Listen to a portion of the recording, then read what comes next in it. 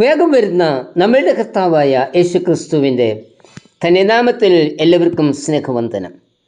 സുവിശേഷ വേലയെ ജീവസന്ധാരണമായി കണ്ട് വചനം പ്രസംഗിക്കുന്ന അനേകർ ഇന്ന് ഉണ്ട്. ഒരു ജോലി ലഭിക്കാതെ വരുമ്പോൾ സുവിശേഷം ജോലിയായി കണ്ട് ബൈബിളുമായി നടക്കുന്നവരും അനേകരാണ്.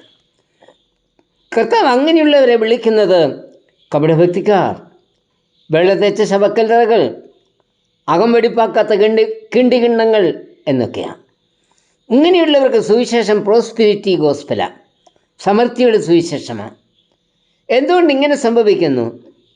ക്രിസ്തു ജീവിതത്തിൻ്റെ അനുഭവമായി തീരുന്നില്ല എന്നതാണ് ഇതിന് കാരണം. ക്രിസ്തു നമ്മുടെ ജീവിതത്തിൻ്റെ അനുഭവമായി തീരണം.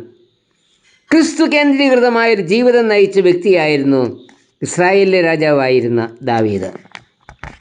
ദൈവത്തെ കൂടാതെയുള്ള ജീവിതം അർത്ഥശൂന്യമെന്ന് കണ്ടുകൊണ്ട് ദാവീദ് പറയുകയാണ്, ദൈവമേ, ഞാൻ നിന്നെ ശരണമാക്കുന്നു. സങ്കീർത്തനം 16:1. ദൈവത്തെ അനുഭവിച്ചറിയുന്നവർക്ക് മാത്രമേ ദൈവത്തെ ശരണമാക്കുവാൻ കഴിയൂ.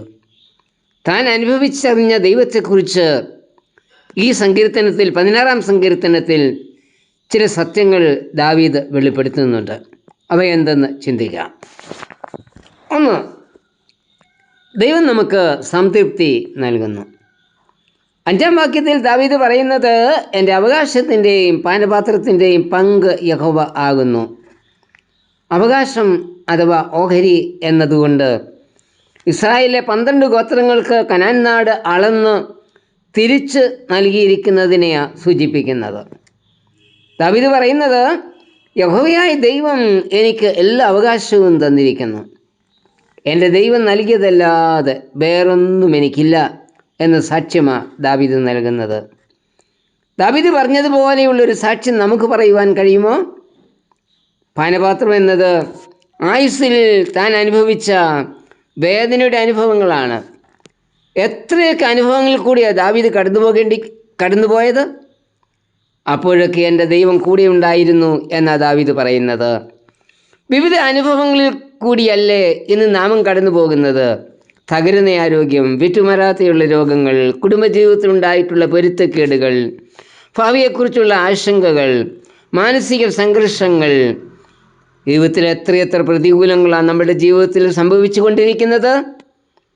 എല്ലാം പ്രതികൂലമായി തീർന്നാലും കൈപിടിച്ച് നടത്തുന്ന ഒരു ദൈവം എന്നോട് കൂടെ ഉണ്ട് എന്നുള്ള നിശ്ചയം നമുക്കുണ്ടാവണം.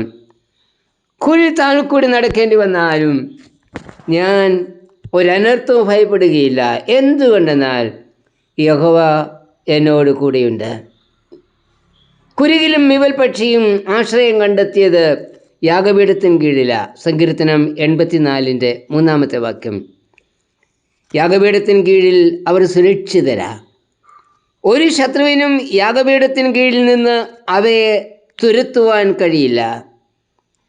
യാഗപീഠത്തിന് കീഴിൽ അഭയം പ്രാപിച്ച കുരികിലിനെ പോലെ നമുക്കും ദൈവസന്നിധിയിൽ ആശ്രയം വെക്കാം.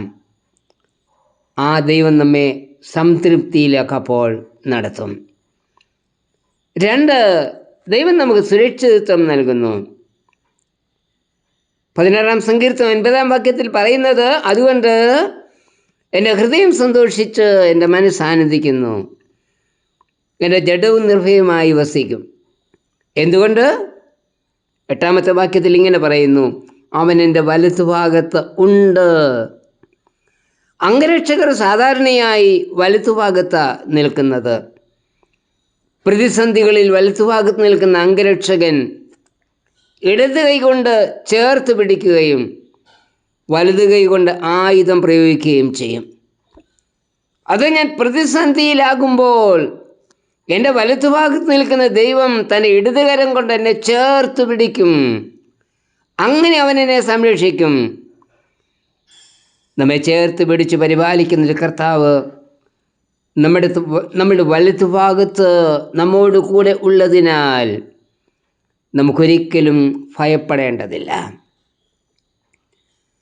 3, ദൈവം എനിക്ക് പ്രത്യാശ നൽകുന്നു. 16-ാം സങ്കീർത്തനം 10-ാമത്തെ വാക്യം. നീ എൻ്റെ പ്രാണനെ പാതാളത്തിൽ വിടുകയില്ല, നിന്റെ പരിശുദ്ധനെ ദ്രവത്വം കാണുവാൻ സമ്മതിക്കുകയുമില്ല. പ്രാണൻ നഷ്ടപ്പെട്ടു പോകാതെ നിത്യജീവനിലേക്ക് നയിക്കുന്ന ദൈവം നിത്യതയെക്കുറിച്ചുള്ള പ്രത്യാശയാണ് ഇവിടെ നൽകുന്നത്. എൻ്റെ പ്രാണൻ ഒരിക്കലും നശിച്ചു പോകുകയില്ല എന്നത് നമ്മളുടെ പ്രത്യാശ.